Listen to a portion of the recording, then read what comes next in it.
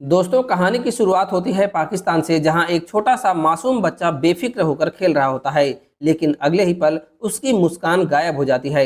अचानक पूरी जमीन जोर जोर से कांपने लगती है। पहले तो उसे लगता है कि शायद भूकंप आया है, लेकिन जैसे ही वो पीछे मुड़कर देखता है, उसकी आंखें फटी की फटी रह जाती हैं। उसके सामने पाकिस्तान की सेना के कई विशाल टैंक दौड़ते हुए आ रहे थे। दरअसल वहां पर बड़े स्तर पर सैन्य अभ्यास चल रहा था और इन टैंकों की गड़गड़ाहट से पूरी धरती हिल रही थी। इसके बाद कहानी हमें ले जाती है 7 जनवरी 1965 नार्दर्न पाकिस्तान। यहाँ पर कुछ लोग नमाज अदा करने के बाद एक बेहद खतरनाक मिशन पर निकलते हैं। देखने में वो आम लोगों जैसे लग रहे थे, लेकिन असल में ये एक गुप्त ऑपरेशन था। इसी लोगों के बीच एक ऐसा शख्स भी मौजूद था जो पाकिस्तान का नहीं बल्कि भारत का सीक्रेट एजेंट था। उसका नाम था कामरान। ये पूरा ग्रुप बड़ी सावधानी से सीमा पार करके कश्मीर में दाखिल हो जाता है, लेकिन जैसे ही वो आगे बढ़ते हैं, अचानक चारों तरफ गोलियों की बारिश शुरू हो जाती है।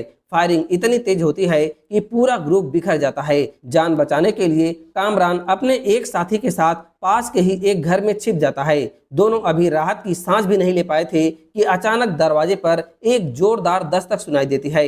उन्हें लगता है कि शायद इंडियन आर्मी उन तक पहुंच चुकी है। कामरान का साथी धीरे धीरे दरवाजा खोलता है। बाहर एक महिला खड़ी थी, लेकिन अगले ही पल अचानक एक भारतीय सैनिक वहां पहुंच जाता है और बिना समय गंवाए कामरान के साथी को गोली मार देता है। अब वो सैनिक सीधे घर के अंदर आता है और अपनी बंदूक कामरान के सिर पर तान देता है, लेकिन कामरान बिल्कुल भी नहीं घबराता। वो शांत आवाज में कहता है कि गोली चलाने से पहले उसकी बात सुन ले। वो अपना नाम कामरान बताता है और कहता है कि उसके पास भारत के लिए एक बेहद अहम जानकारी है। सैनिक उसे गिरफ्तार करके अपने साथ कैंप में ले आते हैं। वहां उससे कड़ी पूछताछ की जाती है और कामरान एक सीक्रेट कोड बताता है और कहता है कि ये कोड सिर्फ मूर्ति नाम के अधिकारी को बताया जाए, जो भारतीय इंटेलिजेंस एजेंसी में काम करता है। संदेश तुरंत मूर्ति तक पहुंचाने की कोशिश की जाती है, लेकिन हैरानी की बात यह थी कि मूर्ति की तरफ से कोई जवाब नहीं आता। अब यहीं से कहानी 8 महीने पीछे चली जाती है। एक भीड़ भाड़ वाले बाजार में एक साधारण सी फलों की दुकान दिखाई देती है। सब कुछ बिल्कुल नॉर्मल लग रहा था, लेकिन तभी वहां पर पाकिस्तान की इंटेलिजेंस एजेंसी का एक खतरनाक अफसर कर्नल जैदी पहुंचता है। ये दुकान अशरफ नाम के आदमी की थी, जो ऊपर से तो फल बेचने का काम करता था, लेकिन असलियत कुछ और ही थी। जैदी दुकान की तलाशी लेता है और उसे कुछ कागज और पहेलियां मिलती हैं, जिनमें कश्मीर और पाकिस्तान के टैंकों से जुड़ी बेहद गोपनीय जानकारी छिपी हुई थी। बस यही सबूत काफी था ये समझने के लिए कि अशरफ कोई आम दुकानदार नहीं बल्कि भारत का जासूस है, जो महीनों से पाकिस्तान के अंदर रहकर सेना की जानकारी भारत तक पहुंचा रहा था। सच सामने आते ही जैदी बिना एक पल गवाए वहीं अशरफ को गोली मार देता है। जब ये खबर भारत पहुंचती है तो पूरे इंटेलिजेंस विभाग में हड़कंप मच जाता है। सभी को यकीन था कि पाकिस्तान किसी बड़ी साजिश की तैयारी कर रहा है, लेकिन उनके पास कोई ऐसा ठोस सबूत नहीं था जिसके आधार पर ये लोग खुलकर कार्रवाई कर सके। उधर देश के प्रधानमंत्री लाल बहादुर शास्त्री किसी भी कीमत पर युद्ध नहीं चाहते थे। उनका मानना था कि हालात को शांति से संभालना ही सबसे सही रास्ता होगा, लेकिन इंटेलिजेंस ऑफिसर मूर्ति इस फैसले से बिल्कुल संतुष्ट नहीं था। उसे साफ दिखाई दे रहा था कि अगर अभी कुछ नहीं किया गया तो आने वाले समय में भारत को एक बहुत बड़ी कीमत चुकानी पड़ सकती है। वो अपने साथी से कहता है कि अब उन्हें एक ऐसे इंसान की जरूरत है जो दुश्मन के बीच जाकर महीनों तक अपनी पहचान छिपा सके, एक ऐसा एजेंट जो असंभव मिशन को भी अंजाम दे सके। और यहीं से शुरू होती है उस शख्स की तलाश जो आगे चलकर भारत का सबसे खतरनाक जासूस बनने वाला था। मूर्ति और उसका साथी उसी रहस्यमय एजेंट की तलाश में शहर की सड़कों पर गाड़ी से जा रहे थे।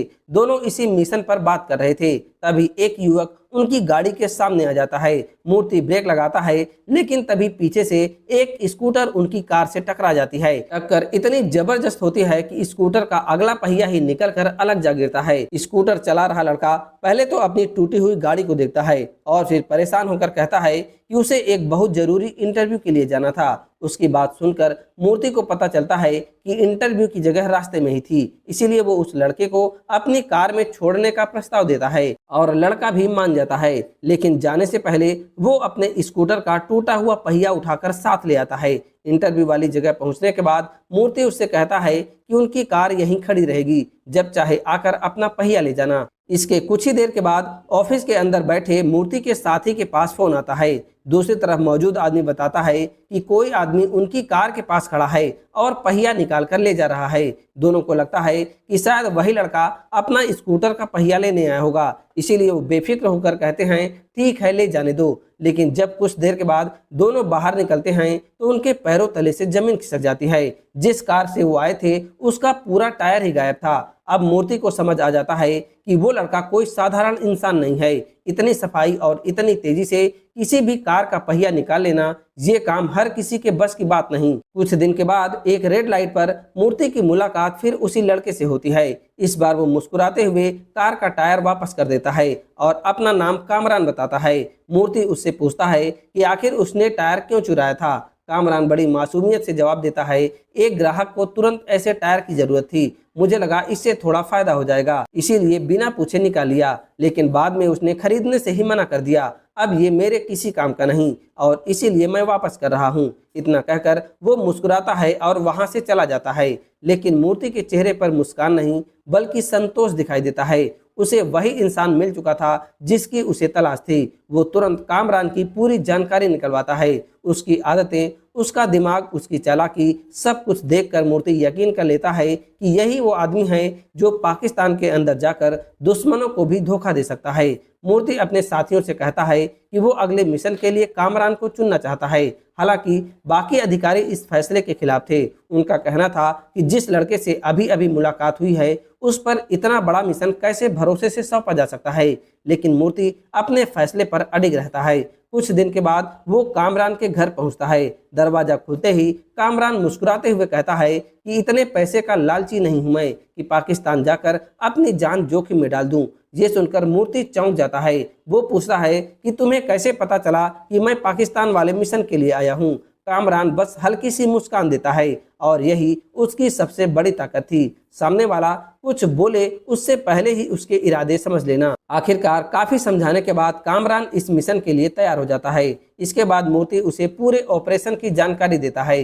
वो बताता है कि पाकिस्तान में बुखारी परिवार नाम का एक परिवार रहता था। कई साल पहले उसके घर में भीषण आग लग गई थी जिसमें लगभग पूरा परिवार मारा गया था। लेकिन उस हादसे के बाद एक छोटा बच्चा लापता हो गया था जिसकी लाश कभी नहीं मिली। अगर आज उस बच्चे की उम्र निकाली जाए तो वो बिल्कुल कामरान की उम्र के बराबर बैठती थी। यही वजह थी कि भारतीय एजेंसी ने एक बेहद खतरनाक योजना बनाई। कामरान को उसी खोए हुए बच्चे हरफन बुखारी की पहचान देकर पाकिस्तान भेजा गया।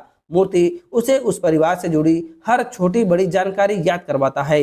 रिश्तेदार कौन हैं, पड़ोसी कौन है, बचपन की बातें क्या थी, घर कैसा था, ताकि पाकिस्तान पहुंचने के बाद उसे कोई भी पहचानने में शक न करे। अब मिशन शुरू होने का समय आ चुका था। कामरान अपना बैग पैक करता है लेकिन उसके चेहरे पर डर का नामो निशान नहीं था। ऐसा लग रहा था जैसे वो किसी जानलेवा मिशन पर नहीं बल्कि छुट्टियां मनाने जा रहा हो। मूर्ति आखिरी बार उससे पूछता है, वहां पहुंचकर तुम्हें सबसे पहले क्या करना है। कामरान बिना एक पल रुके पूरा प्लान दोहराता है। उसे बुखारी परिवार के बचे हुए लोगों को ढूंढना है, उनका भरोसा जीतना है और उन्हें यकीन दिलाना है कि वही उनका सालों पहले खोया हुआ बेटा हरफन बुखारी है।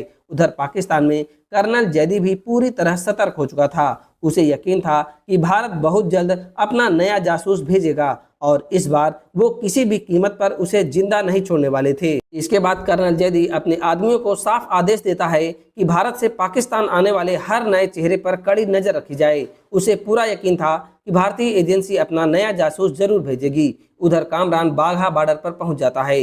दोनों देशों के बीच लोगों की आवाजाही चल रही थी। तभी उसकी नजर एक बूढ़े आदमी पर पड़ती है जिसके पास तलाशी के दौरान एक चाकू निकल आता है। सुरक्षाकर्मी उसे डांटते हैं और उसका चाकू जब्त कर लेते हैं। ये देखकर कामरान थोड़ा घबरा जाता है क्योंकि उसके पास भी एक चाकू मौजूद था। लेकिन अपनी चालाकी दिखाते हुए वो लाइन में खड़ी भारत लौट रही एक महिला के पर्स में चुपके से अपना चाकू डाल देता है। अगर वो चाकू उसके पास मिल जाता तो पूरा मिशन शुरू होने से पहले ही खत्म हो जाता। जब कामरान की बारी आती है तो उससे पूछा जाता है कि वो पाकिस्तान क्यों जा रहा है। कामरान बिना हिचकिचाए अपनी बनाई हुई कहानी सुनाता है। वो बताता है कि कई साल पहले उसकी फैमिली के साथ हादसा हुआ था और वो भारत में रह गया था। अब उसे अपने असली परिवार का पता चला है, इसीलिए वो उनसे मिलने जा रहा है। उसकी बातों पर किसी को शक नहीं होता और आखिरकार उसे पाकिस्तान में प्रवेश की इजाज़त मिल जाती है। लेकिन जैसे ही वो वाघा बॉर्डर पार करता है, उसे महसूस होता है कि कोई लगातार उसका पीछा कर रहा है। दरअसल वो आदमी जैदी का भेजा हुआ था। कामरान तुरंत समझ जाता है, इसीलिए वो शहर पहुंचने से पहले ही बस रुकवाकर नीचे उतर जाता है। उसे पता था कि भीड़ भाड़ वाले इलाके में पकड़ा जाना उसके लिए और भी खतरनाक साबित होगा। वो सड़क पर आगे बढ़ ही रहा था कि पीछे से वही बाइक वाला आदमी उसके पास पहुंच जाता है। कामरान बिना देर किए दौड़ पड़ता है। दोनों के बीच एक लंबी दौड़ शुरू हो जाती है। आखिरकार दोनों आमने सामने आते हैं और जबरदस्त हाथापाई शुरू हो जाती है। लड़ाई के दौरान वो आदमी कामरान पर भारी पड़ने लगता है और उसे मारने ही वाला होता है, लेकिन तभी पीछे से कोई आकर उस पर हमला कर देता है। ये तीसरा आदमी कोई और नहीं बल्कि भारत का ही एक गुप्त एजेंट आलम था, जो कई महीनों से पाकिस्तान में छिपकर रह रहा था। आलम की मदद से कामरान की जान बच जाती है। इसके बाद कामरान अपने मिशन के लिए आगे बढ़ता है। काफी कोशिशों के बाद वो हरफन बनकर बुखारी परिवार के पास पहुंचता है। उसे देखकर घर का कोई भी सदस्य उस पर भरोसा नहीं करता। सबको लगता है कि ये कोई धोखेबाज है, लेकिन तभी कामरान एक ऐसी बात और ऐसी निशानी बताता है जिसे देखकर घर की बुजुर्ग दादी की आंखें भर आती हैं। उसे पूरा यकीन हो जाता है कि सालों पहले खोया हुआ उनका पोता सचमुच वापस लौट आया। घर में उसका स्वागत होने ही वाला था कि तभी अचानक पुलिस वहां पहुंच जाती है। बिना कुछ बताए पुलिस कामरान को अपने साथ ले आती है। उधर जैदी को भी खबर मिल जाती है कि उसका आदमी जो कामरान का पीछा कर रहा था वो मारा जा चुका है। ये सुनकर वो बुरी तरह चौंक जाता है और अपने आदमियों को आदेश देता है कि किसी भी कीमत पर उस कातिल का पता लगाया जाए। उधर पूछताछ के बाद पुलिस कामरान को वापस बुखारी परिवार के घर छोड़ देती है। अब कामरान अपने कमरे में जाता है और रेडियो के अंदर छिपा हुआ एक छोटा सा डिवाइस निकालता है। फिर मास कोड के जरिए भारत में अपनी पहली गुप्त सूचना भेजता है। दूसरी तरफ जैदी उस दिन पाकिस्तान आए सभी भारतीय लोगों की लिस्ट निकलवाता है, क्योंकि अब उसका शक और ज्यादा बढ़ चुका था और यहीं से कामरान के असली मिशन की शुरुआत होती है। अब कामरान अपने मिशन के अगले पड़ाव पर बढ़ता है। उसे पता था कि अगर पाकिस्तान के बड़े लोगों तक पहुंचना है तो सबसे पहले उसे इसरार तक पहुंचना होगा। इसरार शहर का एक कार डीलर था और उसकी पहचान कई बड़े अफसरों से थी। कामरान नौकरी मांगने उसके शोरूम पर पहुंचता है, लेकिन इसरार साफ मना कर देता है कि फिलहाल उसके पास कोई जगह खाली नहीं। तभी उसके पास फोन आता है कि उसका एक कर्मचारी एक्सीडेंट में घायल हो गया है और कुछ दिनों तक काम पर नहीं आएगा। अब मजबूरी में इसरार कामरान को नौकरी दे देता है। वो कहता है कि अगर कामरान पहली गाड़ी बेच देगा तो उसकी नौकरी पक्की हो जाएगी। थोड़ी देर के बाद एक ग्राहक गाड़ी देखने आता है, लेकिन वो बार बार कीमत कम करवाने की कोशिश करता है। कामरान तुरंत उसकी चाल समझ जाता है। वो उसे नई गाड़ी छोड़कर एक सेकंड हैंड गाड़ी दिखाने लगता है और उसकी खूबियां गिनाने लगता है। ग्राहक को लगता है कि कामरान उसकी हैसियत पर सवाल उठा रहा है। अपनी झूठी शान बचाने के लिए वो उसी समय महंगी नई गाड़ी खरीद लेता है और ऊपर से 2000 रुपये टिप भी देता है। ये देखकर इसरार बेहद खुश हो जाता है और उसी दिन कामरान की नौकरी पक्की कर देता है। एक दिन चाय की दुकान पर बैठे हुए कामरान को एहसास होता है कि कोई उसकी तस्वीरें ले रहा है। वो तुरंत उस लड़की को पकड़ लेता है। लड़की बताती है कि वो उसकी नहीं बल्कि चाय वाले की तस्वीर खींच रही थी और कामरान बीच में आ गया। दोनों के बीच हल्की फुल्की नोकझोंक होती है और फिर दोनों अपने अपने रास्ते निकल जाते हैं। कुछ समय के बाद कामरान देखता है कि इसरार कोई नशीली चीज इस्तेमाल कर रहा था। कामरान उसके बारे में ऐसी ऐसी बातें बताने लगता है जिसे सुनकर इसरार हैरान रह जाता है। जब इसरार पूछता है कि उसे ये सब कैसे पता, तो कामरान कहता है कि पहले वो भी ऐसे ही सामान की तस्करी किया करता था और उसे कई गुप्त रास्तों की जानकारी थी। यही बात इसरार के दिमाग में बैठ जाती है। दरअसल वो अपनी गाड़ियां एक्सपोर्ट करते समय टैक्स बचाना चाहता था, इसीलिए वो कामरान से पूछता है कि क्या तुम्हें आज भी वो रास्ते पता हैं। कामरान बिना झिझक हाँ कह देता है और यहीं से इसरार का भरोसा उस पर बढ़ जाता है। कुछ दिन के बाद इसरार कामरान को लेकर इंस्पेक्टर हबीब के पास जाता है। हबीब अभी भी उस पर पूरी तरह भरोसा नहीं करता। वो कामरान के सामने फोन रखता है और कहता है कि अगर वो सच में कश्मीर से जुड़ा है तो वही फोन मिलाकर दिखाए। कामरान नंबर मिलाता है, लेकिन पहली बार कॉल कनेक्ट नहीं होती। हबीब को शक होने लगता है कि वो झूठ बोल रहा है। अब कामरान दोबारा कॉल करता है और इस बार कॉल लग जाती है। अब हबीब का शक भी खत्म हो चुका था। उसे यकीन हो जाता है कि कामरान वही है जो खुद को बता रहा है। लेकिन कामरान को बिल्कुल भी अंदाजा नहीं था कि उसकी हर चाल पर अभी भी किसी की नजर बनी हुई थी। हबीब का भरोसा जीतने के बाद कामरान अपने घर लौट रहा था, लेकिन रास्ते में उसे फिर वही एहसास होता है कि कोई उसका पीछा कर रहा है। कुछ दिन के बाद मौका मिलते ही वही आदमी कामरान को जबरदस्ती अपनी गाड़ी में बैठाकर कर्नल जैदी के सामने ले आता है। जैदी बिना समय गवाए उससे पूछताछ शुरू कर देता है। वो साफ कहता है कि अगर वो सच नहीं बताया तो उसकी मौत तय है। उधर जैदी का एक और आदमी बुखारी परिवार के बारे में जानकारी जुटाने लगता है। वहां उसे पता चलता है कि सालों पहले आग में पूरा परिवार मर गया था, लेकिन उनका एक छोटा बच्चा लापता हो गया था। लोगों का मानना था कि वही बच्चा शायद जिंदा बच गया था। ये बात सुनते ही जैदी का शक अब काफी खत्म हो जाता है। उसे लगने लगता है कि कामरान सच में हरफन बुखारी ही है और आखिरकार उसे छोड़ दिया जाता है। कामरान के चाचा उसे अपने साथ घर ले आते हैं और सबके सामने उसकी जिम्मेदारी अपने ऊपर ले लेते हैं। अब परिवार के ज्यादातर लोगों को भी यकीन हो जाता है कि उनका खोया हुआ बेटा वापस लौट आया है। दूसरी तरफ हबीब कामरान को अपने साथियों के साथ उस गुप्त रास्ते पर ले जाता है जहां तस्करी का सामान भेजा जाता था। कामरान पूरी चालाकी से माल को सीमा पार करवा देता है और इसी के साथ हबीबी का भरोसा भी पूरी तरह जीत लेता है। इसी दौरान हमारी मुलाकात एक मशहूर गजल गायिका बेगम से होती है, जो पाकिस्तान के एक बड़े मेजर की पत्नी थी। मिशन पूरा करने के बाद कामरान अपने साथी आलम को एक छोटा सा रिकॉर्डिंग डिवाइस देता है। फिर एक पार्टी में पहुंचकर उस डिवाइस को बड़ी चालाकी से एक बर्तन के अंदर छिपा देता है ताकि वहां बैठे इसरार, हबीब और एक अमेरिकी कारोबार की बातें सुन सके।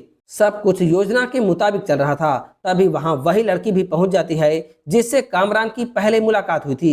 बातचीत के दौरान वो अनजाने में उसी बर्तन को उठाने लगती है। खतरा भापते ही कामरान तुरंत उसके हाथ से ट्रे गिरा देता है। ट्रे टूट जाती है और रिकॉर्डिंग डिवाइस भी बिखर जाती है। कामरान बिना घबराए उसके सारे टुकड़े रुमाल में समेट लेता है, बाहर जाकर कूड़ा फेंकने का बहाना करता है और चुपके से डिवाइस अपनी जेब में रख लेता है।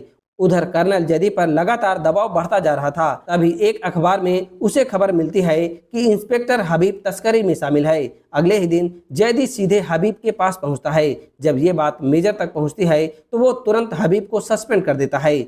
दूसरी तरफ रात के अंधेरे में कामरान मार्स कोड के जरिए मूर्ति से संपर्क करता है और मिशन की पूरी जानकारी देता है। मूर्ति उसे साफ शब्दों में चेतावनी देता है कि अगर मिशन पूरा नहीं कर सकता तो कोई जल्दबाजी मत करना, सही समय का इंतजार करना। मूर्ति की बात सुनने के बाद कामरान फिर से पूरे फोकस के साथ अपने मिशन में जुट जाता है।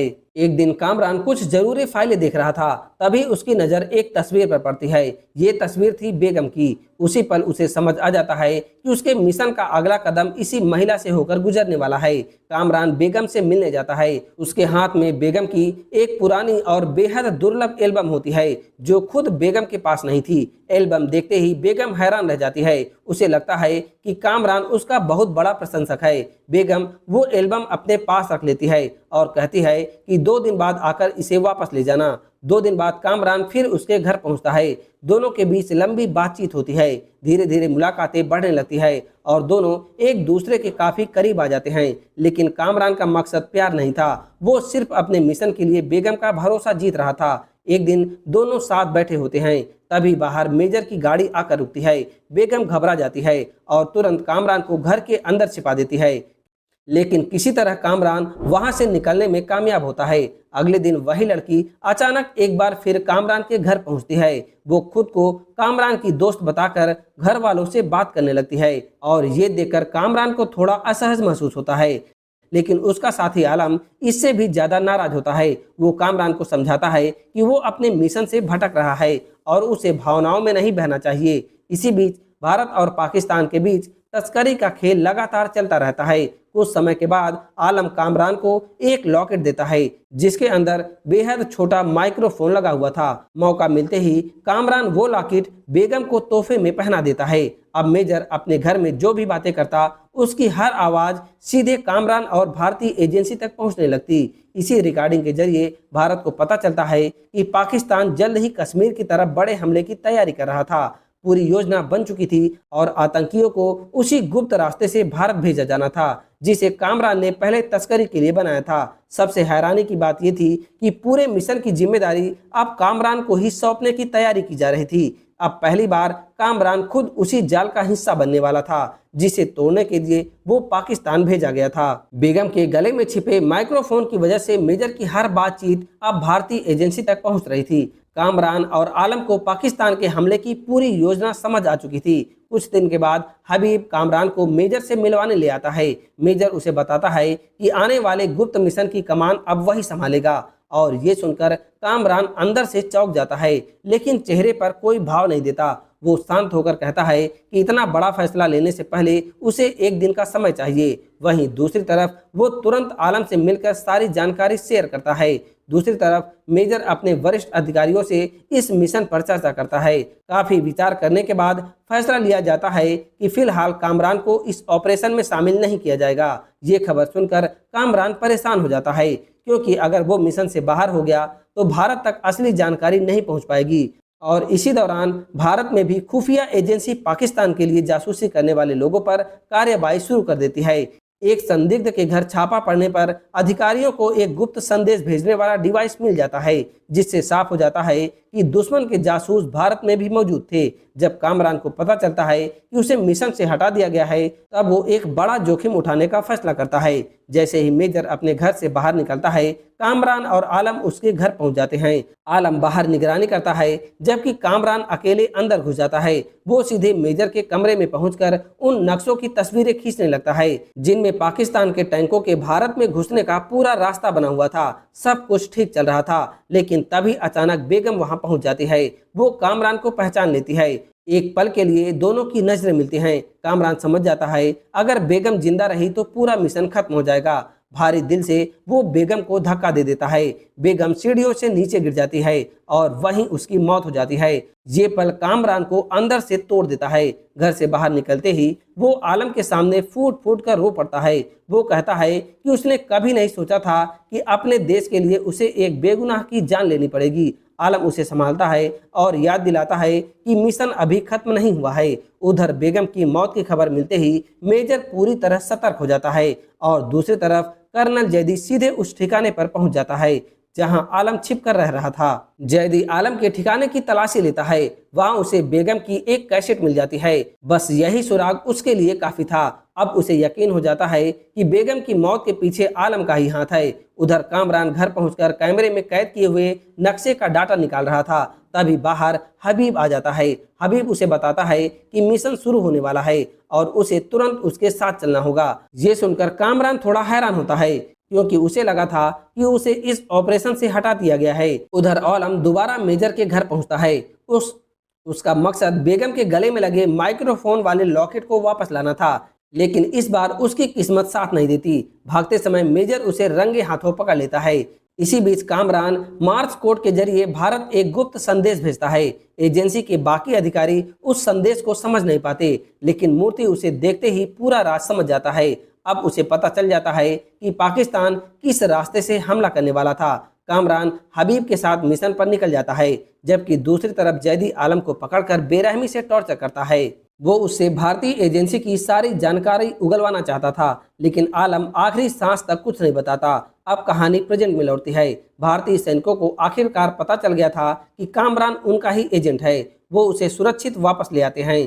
तभी रास्ते में उन पर हमला हो जाता है, लेकिन यहाँ पर भी कामरान किसी तरह बच निकलता है और एक सुरक्षित जगह पहुंचकर मूर्ति से संपर्क करता है। लेकिन खतरा अभी टला नहीं था। कामरान के निकलने के कुछ ही मिनट बाद एक अजनबी उसकी तस्वीर लेकर वहां पहुंचता है और उसके बारे में पूछताछ करने लगता है। थोड़ी देर के बाद मूर्ति भी वहां आ जाता है। उसे पता चलता है कि कोई आदमी अभी अभी कामरान के बारे में पूछ कर गया है। तभी अचानक वही आदमी फायरिंग शुरू कर देता है और इस हमले में मूर्ति गोली लगने से घायल हो जाता है। कामरान तुरंत जवाबी कार्रवाई करता है और किसी तरह मूर्ति की जान बचाकर उसे सुरक्षित जगह ले जाता है, जहां पर उसका इलाज किया जाता है। इसके बाद कामरान पाकिस्तान से जुटाई गई सारी गोपनीय जानकारी भारतीय एजेंसी को सौंप देता है। इसके बाद कहानी 6 महीने बाद जाती है। मूर्ति कामरान से कहता है कि उसकी दी हुई जानकारी की वजह से भारत पाकिस्तान की जंग सिर्फ 17 दिनों में खत्म हो गई थी। अगर ये जानकारी समय पर नहीं मिलती तो ये युद्ध कई महीनों तक चलता। मूर्ति उसे समझाता है कि उसकी असली मंजिल अभी बाकी है और देश को आगे भी उसकी जरूरत पड़ेगी। इसके बाद 2 साल बाद का समय दिखाया जाता है। मूर्ति को खबर मिलती है कि कामरान बिना किसी को बताए एक नए और पहले से भी ज्यादा खतरनाक मिशन पर निकल चुका है और यहीं पर इस शानदार स्पाई थ्रिलर कहानी का अंत हो जाता है। तो दोस्तों, आपको ये मूवी कैसी लगी आप हमें कमेंट करके जरूर बताइएगा। साथ ही वीडियो को लाइक करके चैनल को सब्सक्राइब करना मत भूलिएगा। अब हम मिलते हैं एक नई वीडियो के साथ।